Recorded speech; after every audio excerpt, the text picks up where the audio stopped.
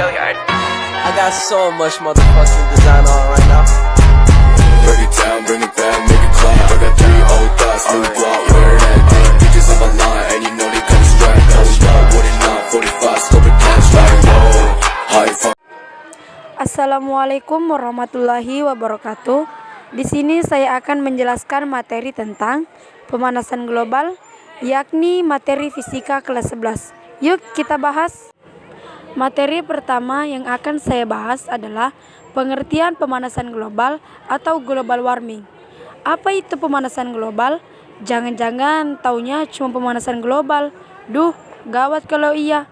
Pemanasan global atau global warming adalah suatu bentuk ketidakseimbangan ekosistem di bumi akibat terjadinya proses peningkatan suhu rata-rata atmosfer, laut, dan daratan di bumi. Yang kedua adalah penyebab pemanasan global. Apa sebenarnya yang menyebabkan bumi ini semakin panas? Mengapa bumi bisa mengalami kenaikan suhu? Nah, ini dia penyebabnya. Yang pertama adalah efek rumah kaca. Gas rumah kaca ini menyebabkan adanya pemanasan yang terpantul, tidak bisa diteruskan keluar angkasa. Panas tersebut justru kembali ke bumi dan menyebabkan pemanasan global. Yang kedua adalah polusi udara. Pemanasan global terjadi karena adanya polusi udara. Fenomena ini diakibatkan oleh pembakaran bahan bakar mesin kendaraan bermotor yang menghasilkan gas karbon dioksida. Yang ketiga adalah penggunaan CFC berlebihan. Klorofluorokarbon atau disingkat dengan CFC adalah bahan kimia yang dibuat untuk berbagai peralatan rumah tangga seperti kulkas dan AC. CFC ini ternyata bisa menyebabkan penipisan lapisan ozon.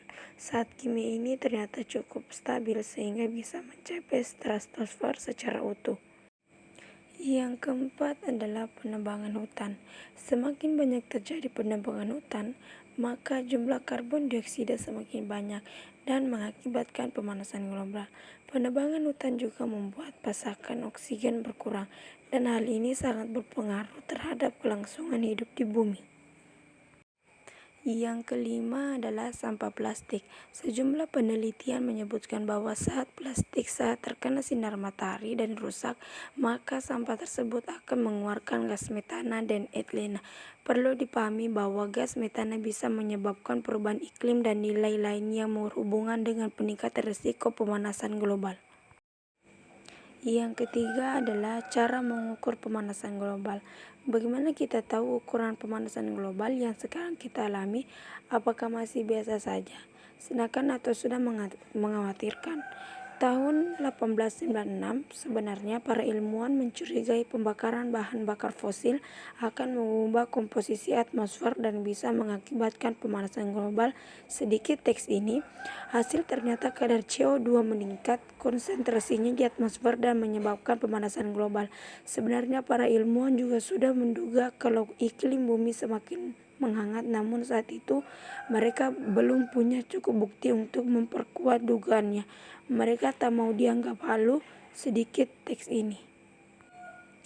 Yang keempat adalah model iklim. Hasilnya terlihat bahwa penambahan gas-gas rumah kaca berefek pada iklim yang lebih hangat.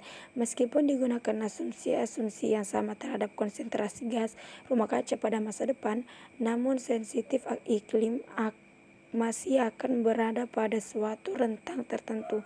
Model iklim yang sudah diformulasikan juga dipakai untuk menemukan penyebab-penyebab peradaban iklim yang terjadi saat ini. Caranya adalah dengan membandingkan perubahan yang telah diamati dengan hasil prediksi model terhadap berbagai penyebab, apakah itu alami maupun aktivis manusia. Yang pertama adalah iklim tidak stabil. Dampak pemanasan global diantaranya adalah iklim mulai tidak stabil. Cek dulu pada tahu nggak nih apa itu iklim? Apa bedanya iklim dengan cuaca? Iklim adalah situasi rata-rata cuaca yang meliputi daerah yang luas dengan waktu yang lama. Sementara cuaca adalah keadaan udara pada suatu saat ini daerah yang relatif sempit.